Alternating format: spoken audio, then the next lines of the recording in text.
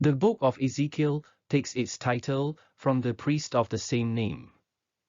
Ezekiel was a priest, son of Buzi, along with King Jehoiakim.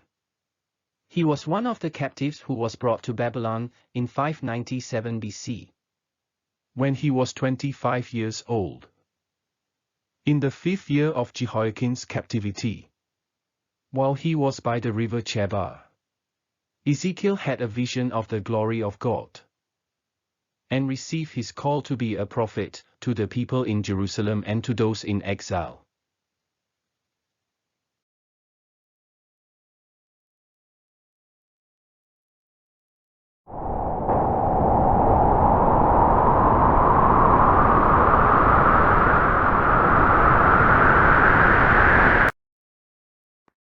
Ezekiel had a vision of God. But God is beyond Ezekiel, beyond description. So Ezekiel was very careful, even deliberate in describing what he saw. He used words such as like, appearance, resembling, as if, look like. In his vision, Ezekiel saw 4 living creatures. They sparkled like polished bronze.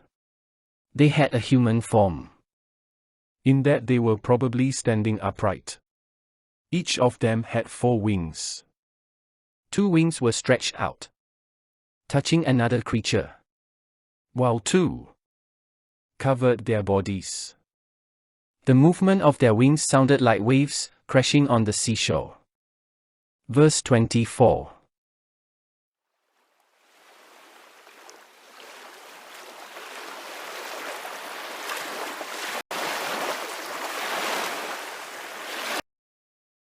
Each creature had the face of a man, a lion, a bull, and an eagle. Under their wings on their 4 sides were human hands. In a later vision of the abominations in the temple, chapter 10, Ezekiel was able to identify these creatures as cherubim, probably because there were engravings of cherubim all over the temple, including large statues set up by King Solomon. 1 Kings, chapter 6, verses 23 and 29. There was a giant whirling wheel next to each living creature. The wheels sparkled like a greenish-yellow gemstone. As Ezekiel looked, he noticed that there seems to be a wheel within each wheel, and they were all covered with eyes, just like the creatures. Their whole body, their backs, their wings, and the wheels were full of eyes all around. Chapter 10, verse 12.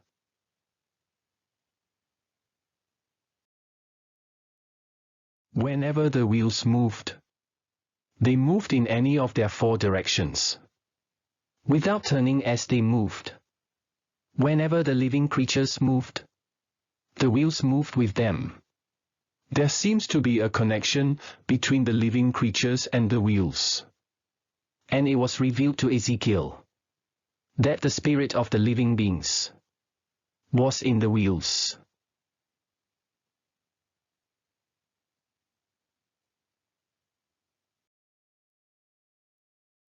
Among the living creatures, there was something that looked like bright burning coals of fire, darting back and forth, and lightning was flashing from the fire.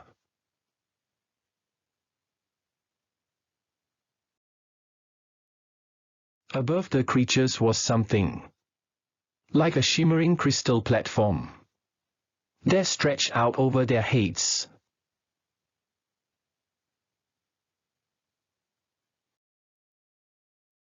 Now above the expanse there was something resembling a throne, and it looked like it was made of blue sapphire.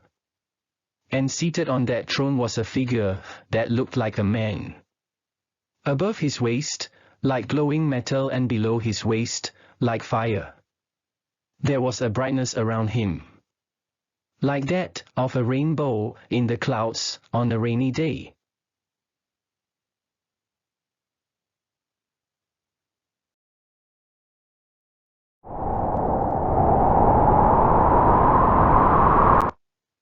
Note that I did not attempt to explain the possible symbolism of the creatures, their faces, the wheels, the coals of fire, etc.